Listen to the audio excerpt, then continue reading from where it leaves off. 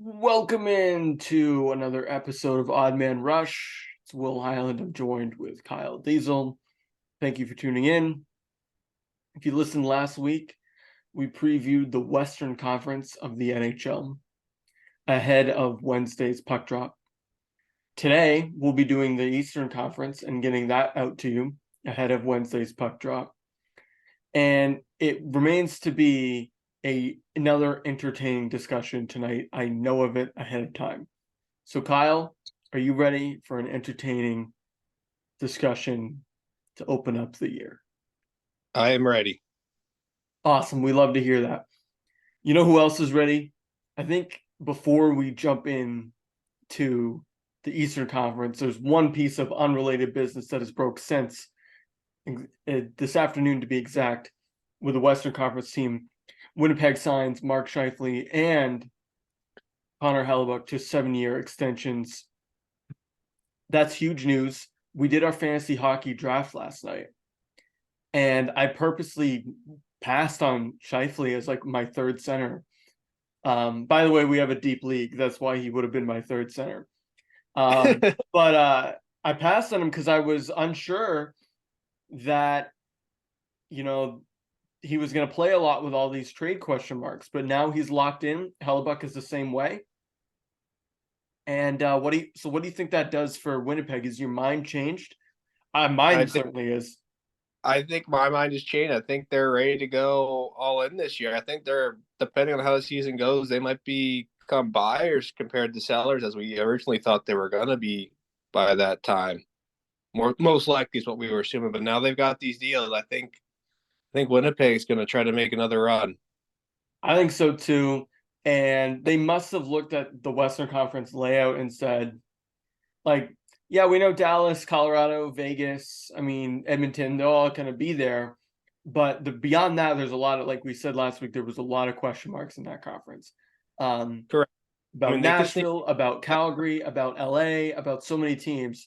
And so I think they saw that and they're like, well, let's load up, let's get it done. And now we don't have it hanging over us. So I think it's huge, huge for the Winnipeg Jets.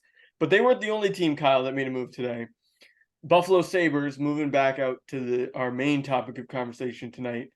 The Sabres go out and they get Rasmus Dahlin signed to an 8-year extension.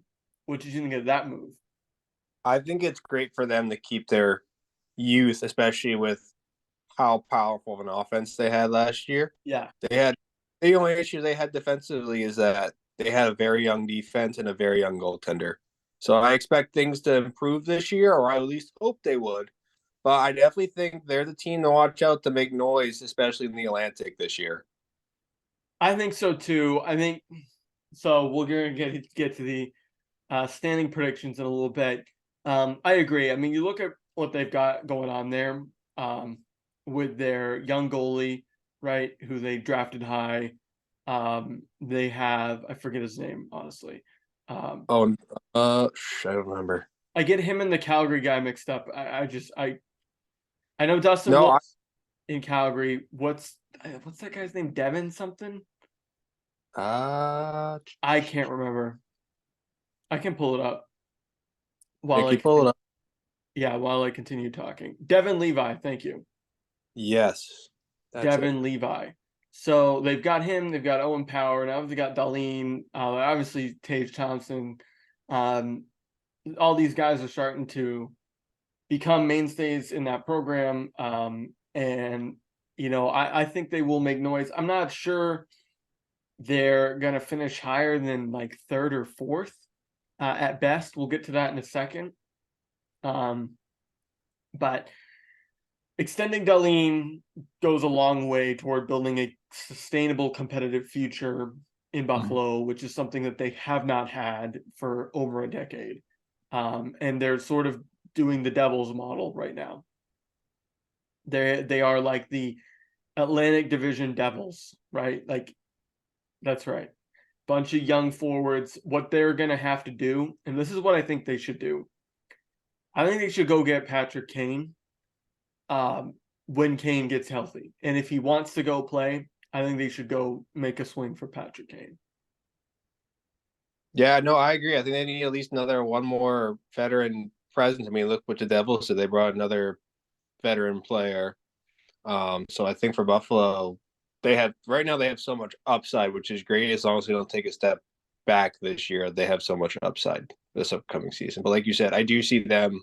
They could be as high as a 3, and that's a playoff spot for them. It's the first time in a while. So I think if they made the Yeah. playoffs, that's a huge thing for them. Yeah, that would be huge. It would be massive achievement for a franchise that had. I mean, there's a lot of players that have gone in and out of there recently who are talented players. Evander Kane, Taylor Hall, Jack Yeah, Eichel, where it just didn't work. So that's huge news. So both of those things, excuse me, happened today. But let's stick in the Atlantic, all right, talking about Buffalo.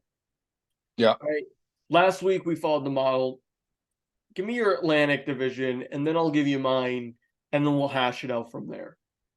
All right. So I've got for the Atlantic division right now, I have Toronto taking the number 1 spot, followed by the Panthers. And then I have the Bruins at number 3. And then surprisingly, I do have Buffalo as number 4. Then followed by Tampa. And then I do have Ottawa, then Detroit. And then finally, I have Montreal leading up the end. So we had very similar. I'd say there were two places we differed. All right. So I had Toronto number 1. I think on Mm-hmm. paper they're still going to win a boatload of games, even with stuff going on in goal. Mm-hmm. Florida I had number 2. Tampa I had number 3. We'll get to that in a second. That was a big difference between you and me. I had Boston 4. I had Buffalo 5. I had Ottawa 6. Montreal 7, and Detroit 8. Interesting. Yeah. So I think the biggest point of contention near the top was that Toronto and Florida. We'll get to them in a second, but let's stay with our differences. You had Tampa at 5, so we basically you had a Boston, Buffalo, Tampa, but I had Tampa, Boston, Buffalo. Correct. So let's hash those 3 teams out because I think those 3 teams could go in a variety of different ways. Correct. We talked a little bit about Buffalo. I think we're in agreement that they're on the ascend. Correct. I do think that they are going to run into some games where, a young team faces problems. They're going to try and play the New Jersey Devil playbook of last year, I think, which is just, play with house money. But I think if they play good enough down the stretch, they could still make the playoffs even as the 5 team in that division. We'll see what happens in the Metro. But I think Buffalo's on the ascend. I'm just not 100% sure they're going to be 3rd or 4th. They could be, and I wouldn't be surprised. I think we're in agreement there that they're going to be in that 3 to 5 range. You have them at 4. I have them at 5. I don't think there's much difference there. Why Tampa low for you? The Vasilevsky injury is going to be the big topic. But why else? The other issue is that they have players currently on the team. They're undecided of if they want to keep or not. What's his name? I'm drawing a blank right now to his name. Is it Stamkos? Yeah, Stamkos isn't too happy. And he's a huge player. I mean, I get it. He's up there in age. That team is getting a little bit older. But he's a huge part of that team that went to the Stanley Cup multiple times and won. And that's, for me, if your leader right there is frustrated, it could dwindle down to the rest of the team. But I think the bigger factor is Vasilevsky missing basically 2 to 3 months. And we all know if you're, depending on how you are by Thanksgiving being in December, you kind of already know if you're got a shot at making the playoffs or not. And that's my biggest concern because teams can start the season hot, and if they get too hot, it's okay if they cool off a little bit later on. But I don't know if Tampa can forward to recover because I don't know if I can trust their backups or Yeah, who their they. I don't know. backup goaltending is yikes. I mean, geez, this is what makes me as a Bruin. What is going on? What is playing? Jeez, some crow. I don't have. I'm not paying for this ad. All right. My goodness. Where's that ad coming from? My I God. don't know. It's not for me. I had I had I had Daily Face Off pulled up because I was unsure about the names of their backup goaltenders, so I had that pulled up and I went over to that tab, and as soon as I did, it just played the advertisement. Who did So, they? Who's their backup two goaltenders? well, that's what I was trying to tell you when I got interrupted. The backup goaltenders are Jonas Johansson and Matt Tompkins. Now, I mean, Johansson's has played before, I believe, for Chicago a couple of years, right?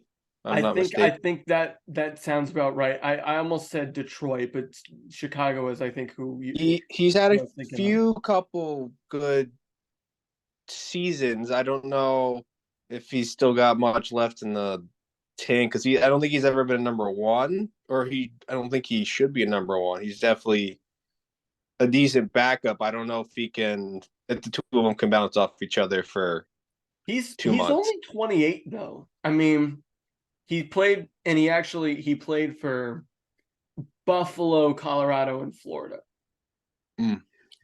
So I don't know who Okay. you're thinking of, but I don't know who I'm thinking of either. not me either. We were both thinking of the wrong guy. But that I guess, dude, that's the point, right? Like, if we don't, as followers of the sport, have a good grasp on who their backup is, who's going to be playing all this time, So then say how many times does Vasilevsky have played as the starter versus their backup in the last year or two? he must play like 60 games a year. I don't know. We could pull that up. Um, Maybe he's closer to that 70 range. I don't know about that high, but he could. Let's find out. But I guess like that's the big thing with them. You Yes, I mean know, the other big concern is that it's a back injury, and I definitely know from many experiences, not my personal experiences, but many goaltenders who do get back surgery, it's pretty grueling on your body as a whole. Because as a goaltender, you got to be able to move side to right? side, twist, and that's the biggest concern. If it was something else, it might have been a little bit easier, but back is definitely a very hard one as a goaltender. So he went starting in the 2016-17 season. He's played 50, 65, 53, 52, 42, and that was the year of the COVID bubbles year. Yeah. Like where they all played in different divisions. 63 and then 60. So he has been in Wow. that 60 range. So Tampa has certainly leaned on him, of course, being one of the best in the world, if not the best in the world. But here's back to the difference in our takes.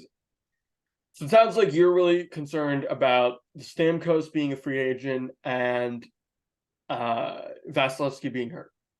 Correct. I am going to push back on the Stamkos thing because I think eventually they're going to appease that guy. He's like the face of their franchise, has been for all these cup runs. I think eventually he's going to work. That's going to work itself out.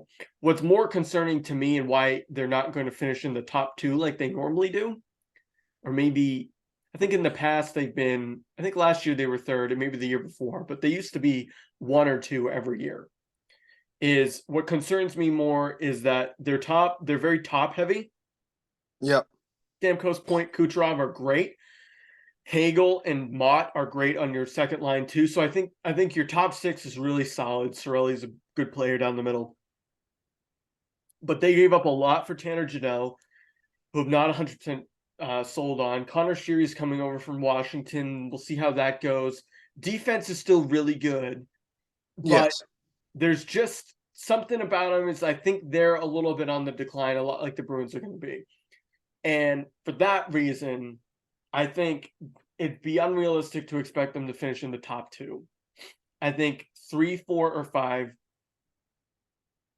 is fair. But so you have them in 5. Do you think they have a chance at making the playoffs as a fifth place wild card? I think so. I think they got. I mean, that's tough. I mean, if Vasilevsky returns and he's healthy and ready to go, I think they have a shot. It just depends on how far ahead I would say someone in the Metropolitan would be compared to them. Right. Depends on what kind of season Pittsburgh has, or the Islanders have, or Correct. Washington. Those are the Yeah, I understand. Makes sense. Now, yeah. now with that said, you've got the Bruins in that 4 spot. I'm Correct. assuming you're then putting them in a wild card spot, that yet you don't have 5 teams from the Metro making the playoffs. Correct. All right. So with the Bruins, I'll let you go first as the non-Bruin fan, and then I'll go first when we talk about the Devils. But what's your take? Like, why are they still a playoff team despite all the talent that went out the door? I mean, they still have the talent that's there and gone. I mean, the only inconsistency that the Bruins have is they don't have as many titles as they should have currently in the last decade. So do they have a lot of guys who have been there?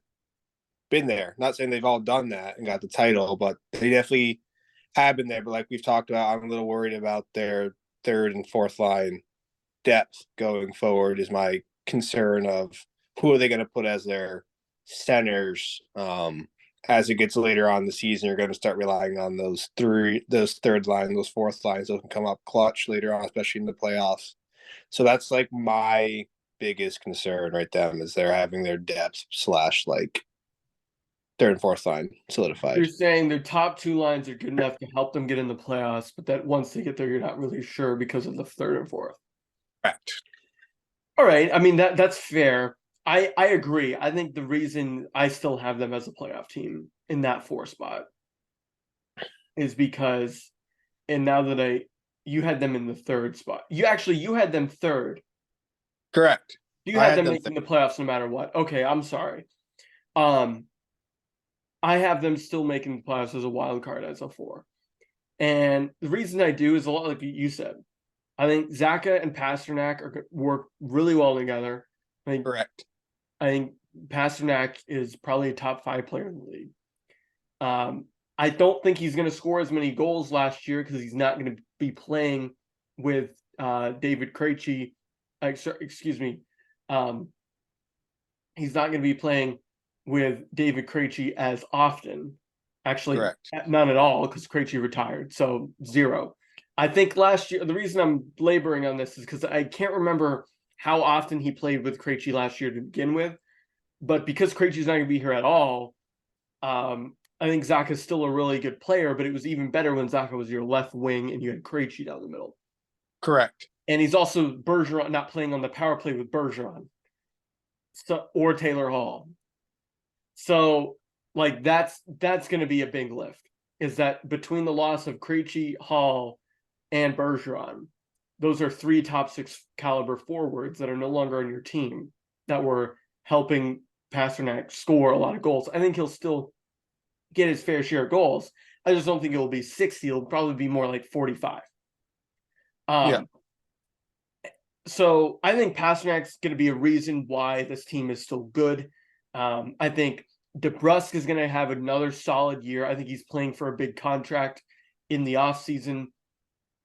So I believe that will play a factor. And also, I do really like this team's defense still. A lot of people talk about Orlov walking out the door and whatnot. But like Lindholm, McAvoy are still very, very good defensive players. And Carlo and Grzelcyk aren't as good as them, obviously, but they're still solid. And then I think Bruins fans should be optimistic about some of their young guys. I think that John Beecher and Fabian Lysell are eventually going to get looks consistently. We know Matthew Poitras is already going to probably crack the roster, and Mason Lohrei. So I think the Bruins fans are going to get good contributions on their television screens from some of their younger players. And I think you correctly point out that they don't have a lot of great depth, but ultimately their best position of depth is going to be at goaltender, and that's going to be, I'd say, Correct. the secondary reason why they're still going to be pretty good is because even though Pasternak is probably your best forward far and away at this point now, you still have Marchand, who I haven't mentioned yet, and you have your two goalies, right?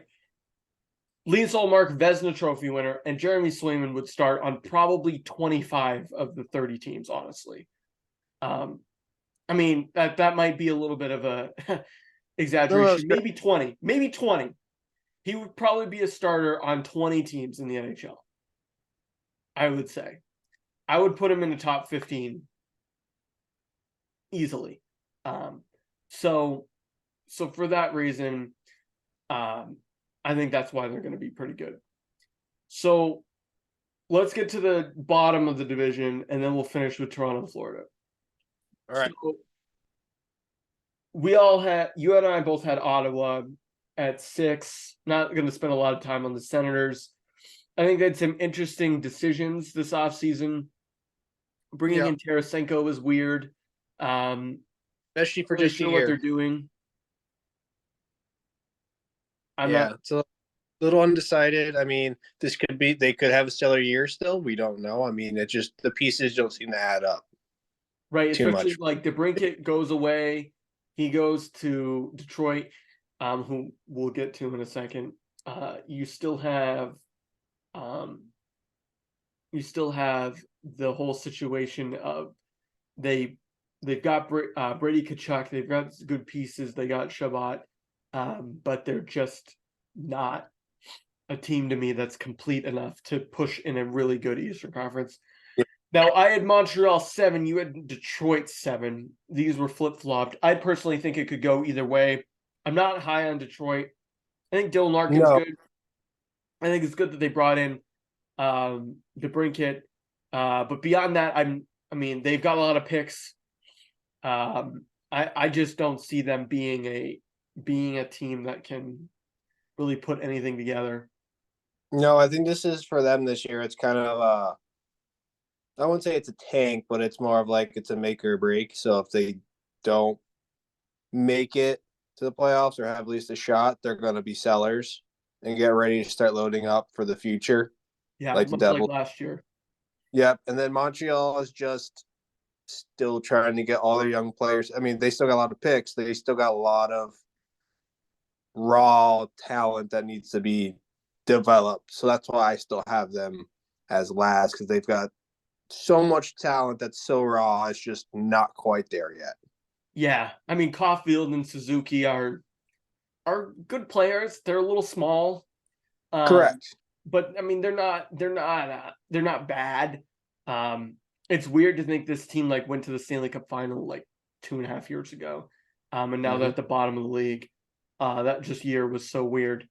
I have them higher than Detroit just because I wanted to be different, to be honest. But I think Montreal. We'll see. I mean, we'll see. That city really needs to be relevant again, but I just don't know if it's going to be this year. All right. That makes sense. Do you want me to go first with the Metro? Do you want to go first with them? How about you I'll go? let you go. You want me to go first? Go for it. Go for it.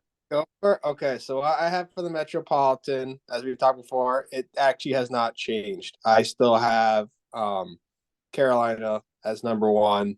Then I have the Devils at number 2, Rangers at number 3, and then surprisingly, as a potential wild card, I do have the Islanders over the Penguins. And then I do have Washington followed by the Flyers and Columbus. Do you think Columbus is going to finish in the basement? I think so this year. I think this is going to be a little bit of a different change for I think the Flyers are going to make some improvements this year. All right. So we differed a lot after the top 3. We'll get to the top 3 in a second in depth, but I've got Hurricanes, Devils, Rangers, Penguins, Capitals, Blue Jackets, Islanders, then Philly. Wow. Okay. Yeah. So I think the big thing is that you think the Islanders are going to compete for a playoff spot. I don't think they're going to finish anywhere close. And here's why. This team is just really confusing, and maybe it's just I mean Sorokin's really good and Varlamov's really good. And I mean they do have good players. I'm not saying they don't have good players. I mean their top line's really good. Bo Harvad and Matt Barzal are good. Excuse me, Brock Nelson's solid in their second line. Kyle Palmieri, you know well, he's pretty Yeah. good. You know, their fourth line beat the crap out of the Bruins a few years ago in the playoffs. Just what makes me a little bit meh is their defense is pretty meh. They did re-sign Scott Mayfield, which I think was a good move, but they got in a lot of they're in a lot of bad contracts. So and they've started slow the past couple of years. So if they start slow again, part of me just wonders what the mood's going to be like down there. Brand new arena, a couple of years old, started slow, made a lot of interesting extensions this offseason. Lou Lamoriello getting his guys signed up. And I'm just a little bit concerned about them over a whole 82-game season. Now, I'm leaving the door open that I could be completely wrong and they could push for a playoff spot. I'm just looking at recent history and saying, is it going to be worth it that they went all in? I don't think the gap between them and the Jackets or the Caps or the Penguins is big at all. I think those four are like you could put them in any order. I'm also just sort of, to be honest, trying to make a little bit of a splash, make for a good show, because I thought, I think that's the biggest difference. I think Pittsburgh is going to be there, right there. I think they made some big swings in the offseason. We've talked about it. Correct. I'm just Washington, meh. Columbus, I don't think they're going to be that bad, dude. Gaudreau can't have two horrible seasons in a row. Hey, you know what? I gotta be a little different here. I gotta be a little different. I'm putting minimal faith into my Flyers here, even though I'm not a big fan of theirs. But I put a little faith in them this year. I do think. I mean, they've got a decent goaltender. Still got just second year coach coming back, so I think they've got a lot to improve on coming up. But I just think the Islanders have just that. I don't know. They're not going to win a lot of games. You're correct, but I think the Islanders, they've already been there before, battled for a playoff spot multiple years now, and they've got this young goaltender who played out of his mind toward the end of the season, which is what carried them to go to the playoffs. And I think that's why I have them, because they've got some great young studs. I did watch a couple preseason game of theirs. I was pretty impressed. Pittsburgh, I'm concerned with their goaltending and defense. I mean, yes, they brought in two great defenders. They brought in Carlson. They brought in another former Devil that I'm currently forgetting. Oh, But sorry, they brought I'll pull it up for you. Unless they don't get another ad. yeah, no more ads. But I mean, I just have more trust in them because the Penguins played so inconsistent last year, and I think the Islanders played more consistent. Not saying it was a lot better. Pittsburgh was knocking on the door of a playoff spot on the last day of the year. Yeah, they went on huge slumps of like winning and losing, but also blowing leads late in games. Did New York do that too? I gotta look at last year's standings. The Islanders, I can't fully. I thought they were right there at the end as well. So they were them. I think it was Buffalo, Islanders, and Penguins for that last wild card spot. Well, no, the Panthers ended up getting it. Don't believe me, they ended up getting it. You're right. The Islanders did get a final playoff spot.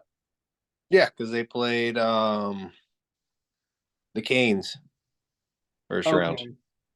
So now you're sort of talking me out of the Islanders being a seventh place team. See there. How about I slot him up to 6? You could do whatever. If it makes you feel better, do whatever you I'm like. slotting them up to 6. That's my official pick. Because you're right, Columbus doesn't have a really good defense. Werenski's pretty much it.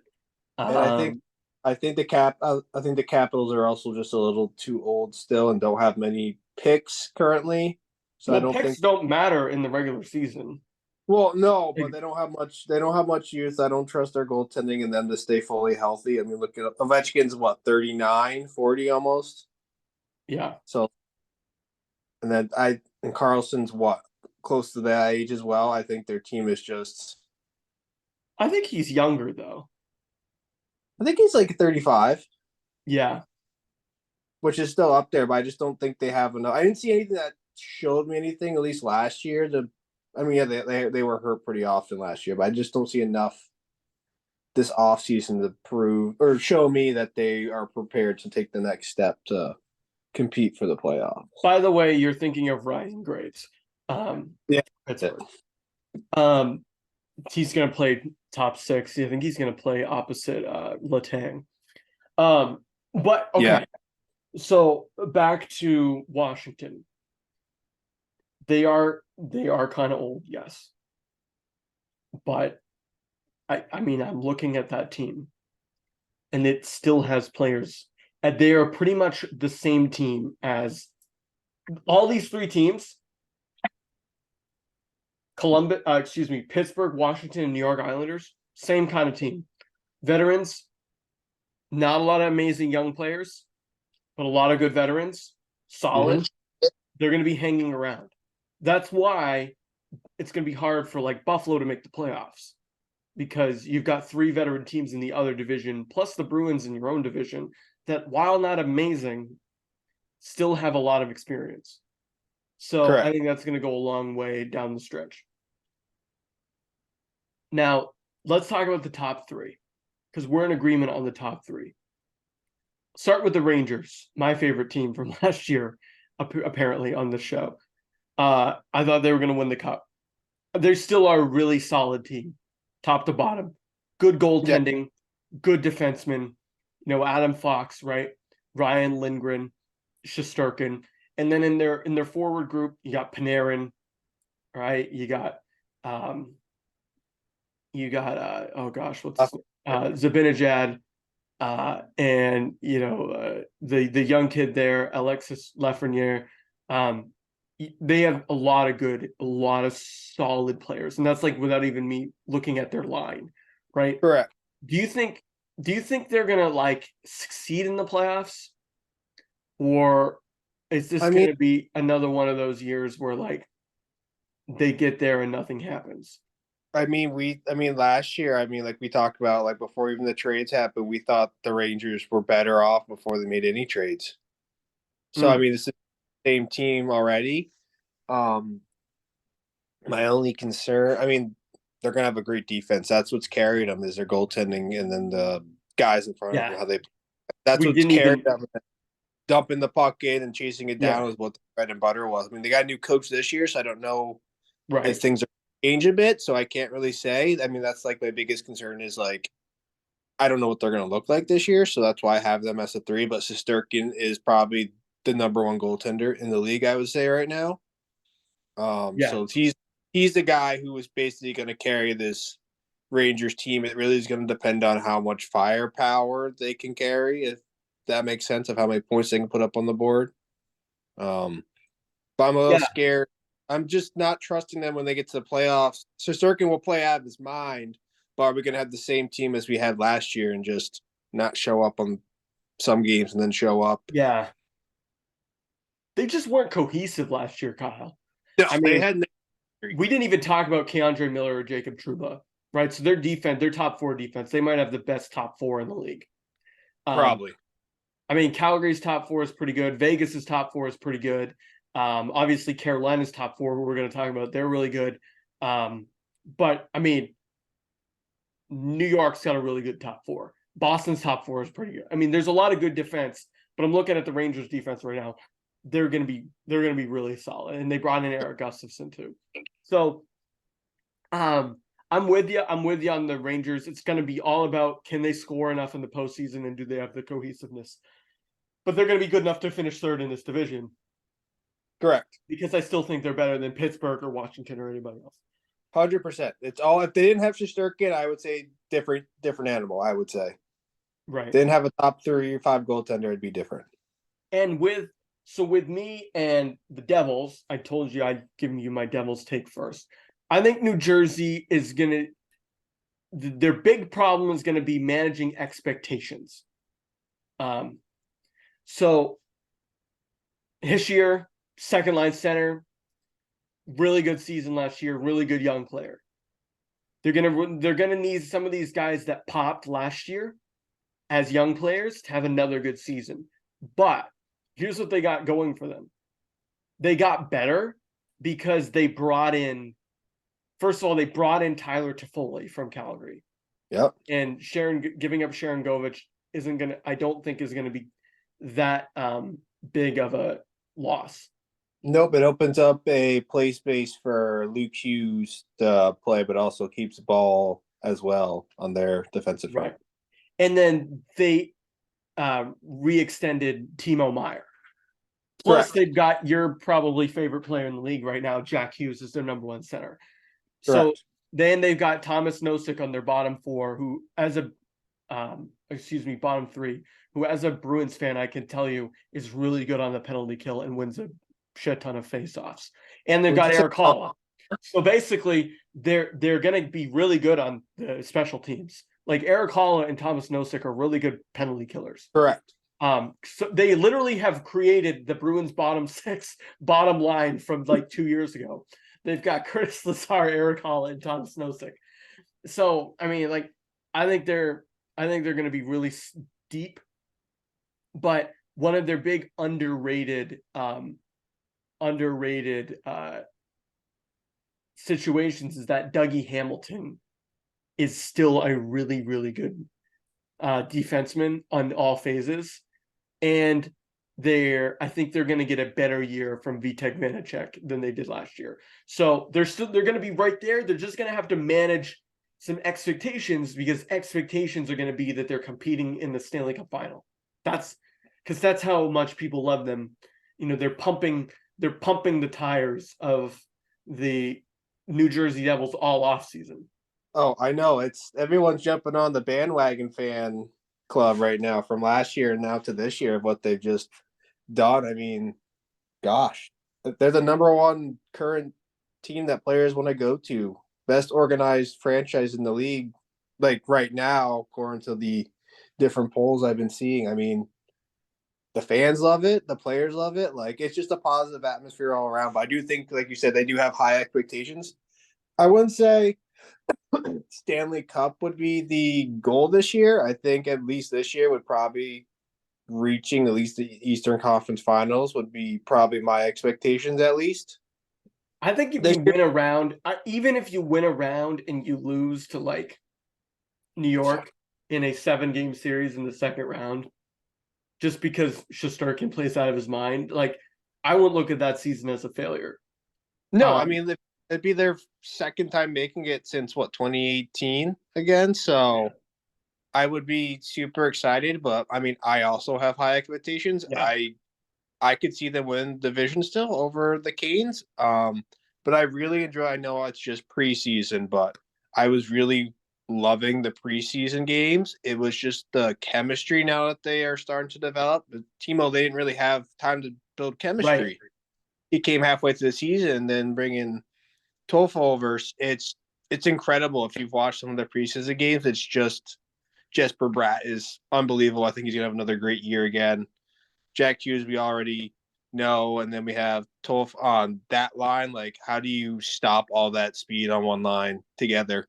Especially if Hughes doesn't even have to be the center on that line now. Yeah, it's crazy. It's crazy how much depth they have. But like you were saying about star players coming up, I do think Holtz is definitely a young guy who's going to come up this year, make a huge impact, and same with Dawson Mercer again. I think those are the two guys to watch out for. Ball is another one. I'm not saying he's a big scorer, but he's a huge man, huge human being. So on the backside, he's definitely going to be huge. And then we got to look out for Jack's brother, Luke. This is going to be technically his rookie season. I Yeah, mean, he got a little last year, and we already saw little sparks of it. So it's going to be fun to see. And then the Devils have a great young prospect group coming up. They're still growing on. So I think there's no real issues of depth, but also keeping like Eric Hall, I think, is huge. Like you talked about, killing penalties. Lazard being your heavy hitter. So if someone needs to take care of business, he's your guy to go to. So like you said, they're kind of built, ready to go, and they're bringing in this new idea of speed is the way to go. I mean, that's what Carolina's built like right now is pure speed. That's how you play defense, and that's how you get the puck up the ice. And I think that's what we're going to start seeing from other teams as they start bringing in these new guys. Is going to be changing the game. I agree. Definitely agree. Um, there's a ton of room for optimism there in New Jersey. Just they're gonna have to manage expectations for sure. Now, speaking of expectations, I'll give you my Carolina take right now. And if you remember our first podcast of the year, I called this. I'm going to call this again. Sorry to spoil the party 10 minutes before we go to our playoff picks, but I think Carolina's going to win the Stanley Cup. This is their year, man. I'm telling you, they've been so close for so long, and they just keep adding and keep building, and without really subtracting much, and without really putting themselves in salary cap jail. All of that is wicked hard to do in the NHL. Agree. Plus, Bring they were in down two superstars last year from injuries. They're two correct. top That guys. was my next point. They were down Max Pacioretty and Andrei Svechnikov last year in the playoffs, and they still made the conference finals, I believe. Yes. Now they bring in Bunting. They've got Svechnikov coming in. You've got Aho, Seth Jarvis, Teuvo Teravainen, Jesper Kotkaniemi, Jesper Kotkaniemi, who I think is one of the most underrated centers in the league. Excuse me. And then you have Marty Nietzsche, who everybody adores. Great middle six player. You still have Jordan Stahl, Jack Drury. I'm looking at their lines. I mean, and that's just their forward group. Their defensive pairings, I mean, it's unbelievable. Slavin, Burns, Sketchy, Pesci, Orloff, D'Angelo, all six players are top 4 caliber, and they've got 6 of them. They are a buzzsaw. They're going to be a problem. If you're in the Metropolitan Division, you got to play them 4 or 5 times a year, or whatever it is. 4 That's times. going to be a issue. And I would argue they have 2, much like the Bruins, they have 2 goalies that are capable of starting on their own. Correct. So all of that comes together, and I just think there's not a team in the league that is as balanced, as fast, and as deep as Carolina. And for that reason, it's going to be super hard to beat them in the postseason if they're healthy. It was really hard to beat them last year in the postseason, and they weren't healthy. It took a team like Florida, who was having an unbelievable run, in order for that to happen. So, are you far off from me on my take with Carolina? Could you see them winning the Cup? I mean, I could definitely see them winning the Cup. They definitely have the tools, and as long as everyone stays healthy, they've got probably the best shot. But I do think that it's probably going to be the hardest shot they've got. I mean, the Metropolitan, I think, is going to be the hardest way to go to get to the playoffs. If you've got to face other Bulls, Carolina, or the Rangers, I think it's going to be at least 6 games if you're playing one of those 3 teams against each other. Absolutely. I don't think there's a scenario that exists, buddy, where a team like New York or Pittsburgh, they got to go through New Jersey and Carolina on the road.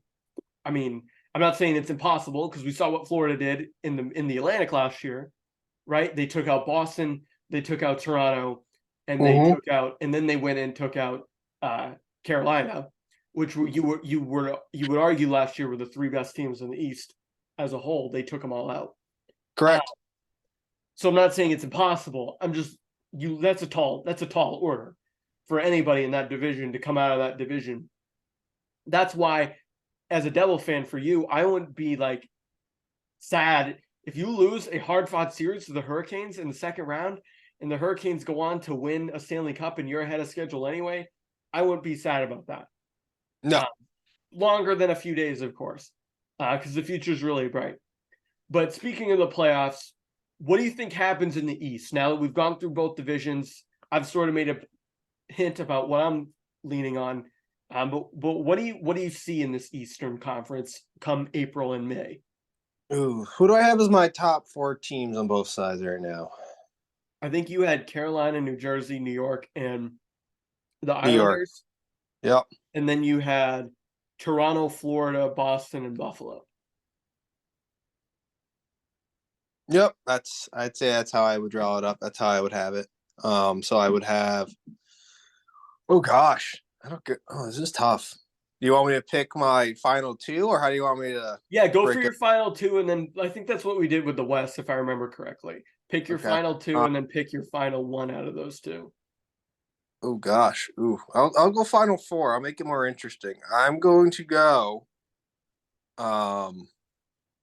For the Atlantic, I'm gonna have Florida versus can I do that? Yeah. No. I'm gonna do Florida versus Toronto. That's who I have as my prediction for the Atlantic. And then for the Metropolitan, I have Canes versus Devils. All right. I like it. So to tell you about the fairy tale I have the Devils playing Toronto in the finals for the East. Nice. And then I have the Devils going all the way to play the Knights to set up the fairy tale of the Knights taking on the Devils. So I like it. That's what I have for this Poetic. year. I think it's the perfect story altogether to have that. Yeah. I think it was the 2022 playoffs. I think I took Flames versus Lightning in Stanley Cup, and I thought that would be like a weather battle between fire and lightning. But I like the Devil and the Knight. That's a good one. And did you say you have the Knights winning or the Devils winning? Oh gosh. I think I'm gonna go Knights again. Knights are gonna win it all. They're gonna repeat. They're gonna repeat. I know it's rare, but they literally brought everyone back, and that team is gonna be so hard to beat. And I don't think the Devils are quite ready to take on that as a young team, first time in the playoffs or Stanley Cup final for basically every player. All right.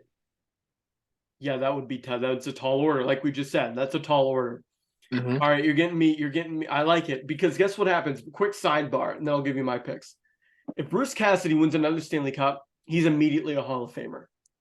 All Agreed. Right? Because when he left the Bruins, he was the 3rd most winningest coach in like 50 years in terms of like regular season. Then if he leaves Boston, he's already been to one final with Boston.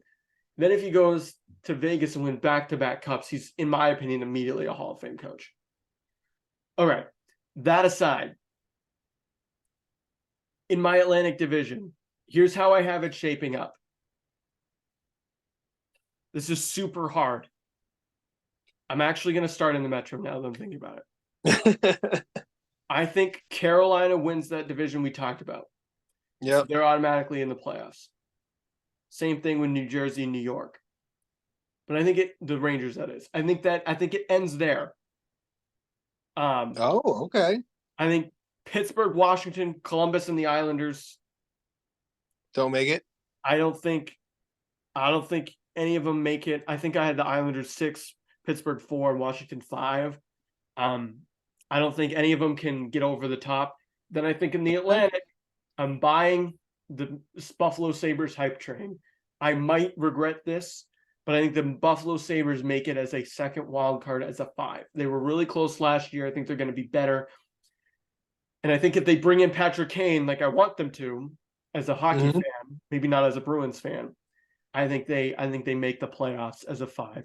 Therefore, I've got Boston in as a 4. I've got Tampa Bay in as a 3. I got Florida in as the 2 and Toronto as the 1. Now, Florida, a lot of people have them dropping because they're going to be a big hangover. I think they're going to stick around, but I think in the Battle of Florida in the first round, it's going to be that's your first round matchup. I don't know who wins that, but that's what I'm seeing. I'm seeing Florida and Tampa Bay in the first round. Then you're going to see a tale as old as time. You're going to see Boston and Toronto in the first round. And then what's going to happen is Buffalo is going to have to go play Carolina. They're obviously going to lose because I think Carolina's going to win the cup. So Carolina moves on to the second round. They play the Devils, who I think take care of the Rangers. All right. Meanwhile, you have Boston finally losing a playoff series to Toronto. I think it pains me to say it, but I think that's what we're going to see. Yeah. I think we're going to see Boston losing in their first round, probably in 7 games to Toronto. I think they're finally, after 11 years, finally going to beat the Bruins in a playoff series. And then you're gonna end up with, I think, Toronto and the winner of Florida, and then you're gonna end up with Carolina and Jersey. And who's your winner of Florida? So I think my winner of Florida, I don't want to pick, but I mean, if Vasilevsky's healthy by then and playing really well, it's really hard to pick against the Lightning in the playoffs, even though they're not as deep as they used to be. So Let me say Lightning and Toronto. I'm gonna go Lightning and Hurricanes. Okay. I'm gonna send it. It's really hard. I mean, if Vasilevsky's healthy, it's gonna be really hard to pick. Battle of the warm states. I like it. Yep. And then guess what's gonna happen, dude? We're gonna have more weather. You've got fairy tales. I've got weather, because you're gonna get the Hurricanes and the Lightning going at it in the Southeast. And then they're going to go in the mountains and they're going to play the Avalanche in the Stanley Cup. But I think it's the Hurricanes who are going to overtake the Avalanche in our weather battle. They're going to win the Stanley Cup. I got Hurricanes over Avs. It feels clunky. It feels wrong. It feels like I'm set up for failure.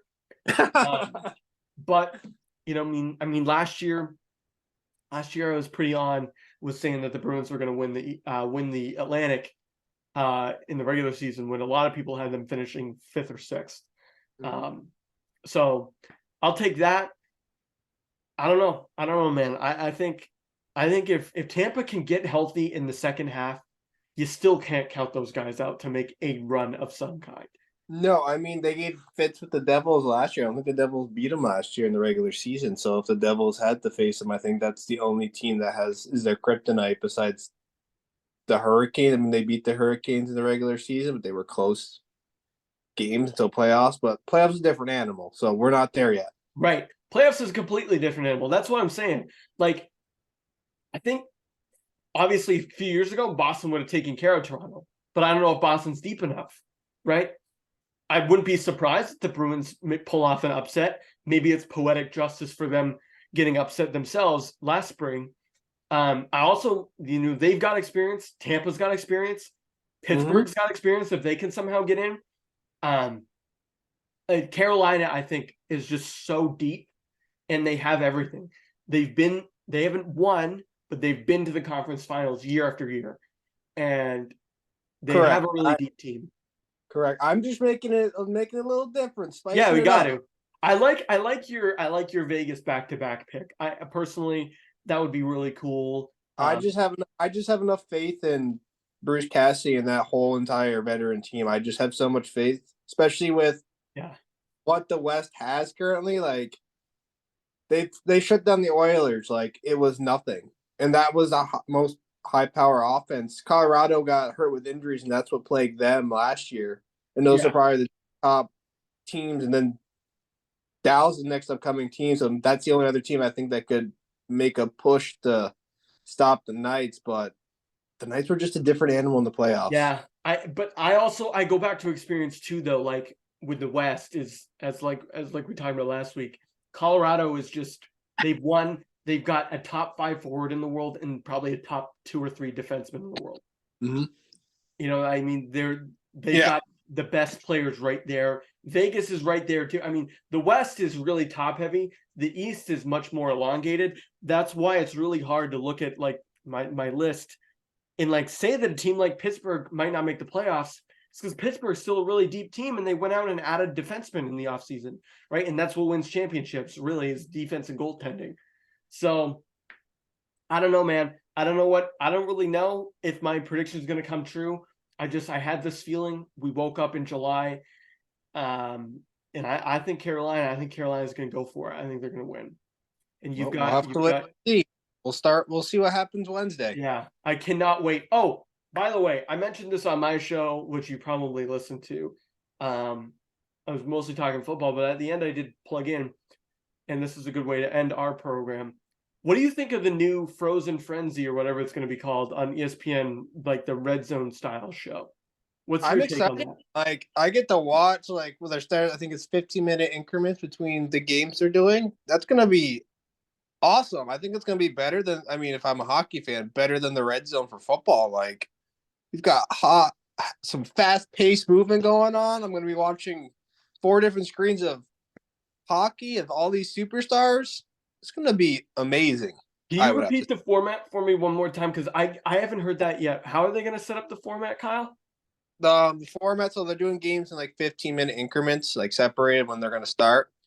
And then just like the Red Zone, you could pick like 4 games to watch. So it's going to be boom, boom, boom. You can watch whatever game, like when they're all started, of course. But like still, I mean, now they also are launching that you can pay to watch your own team play. I think it was like 62 games you get to watch, like the ones who aren't televised nationally. Well, nationally on ESPN and Plus or stuff. Yeah, I think Vegas started that. Correct. The Bruins already have that with NESN 360. Anybody nationwide can get that. Correct. But not every program has that luxury. Right. Yeah. So yeah, that's really cool. I'm glad. I'm with you. I didn't know about the 15-minute thing. I hadn't heard that yet. But that's, now that you bring that up, that's really cool. I didn't know how they were going to structure it. But look, John Bucci-Gross, I think, is a good dude. He's a nice ambassador for the game here in our country. I mean, I didn't love him as a broadcaster, but I think in this role he might be better suited. And I just hope ESPN, as a family of networks with ABC and whatnot together, can really tap into something that I think has been missing on our side of the border for quite a long time. And as much as I loved NBC coverage, they weren't as innovative with stuff like this at all. I mean, they came up with the idea for the Winter Classic, but they didn't really do much else in terms of creativity per se. So hopefully it works out for ESPN. Any final thoughts for you, Mr. Diezel, Mr. Kyle? Just excited to have hockey going and football. So I'm just so excited to get back to having sports. Absolutely. Speaking of, you and I have our fantasy matchup with one another starting tomorrow or Wednesday. Would you like to make a friendly wager for all of our listeners to hear, or are we just gonna revisit it the next time? I mean, we can if you want. I don't know. I haven't given it much thought. We can give it. I know I'm gonna see you in person this weekend, so maybe we can agree on a wager then, and then possibly reveal what it is next time we do, or what the outcome is. I like that. All right, because if it's anything like, the finals from last year, you know that I'm good for a comeback win. That was bull crap. Hey, you know what? One thing before we leave that I think is interesting, and if you haven't had your fantasy hockey draft yet, you better do it fast. But I thought it was interesting that I think you and I both picked a lot of guys that are eligible at wing and at center. And that goes a long way in a long season when guys get hurt. That's a huge asset for fantasy hockey. So if you haven't done that yet, piece of advice from a reigning champion. All right. Oh my God. I'm going to get myself in trouble. All right, everybody. Thanks for tuning into our Eastern Conference preview. We'll be back pretty soon to recap the beginning of the season and what we think of the new ESPN program structure. But until then, I hope you all have a great rest of your week. Hope you enjoy the first week of the season. We're finally here, and pretty soon we will be in the thick of it. But for all of us, including my good pal Kyle Diesel, I'm Will Highland, and you've been listening to Odd Man Rush.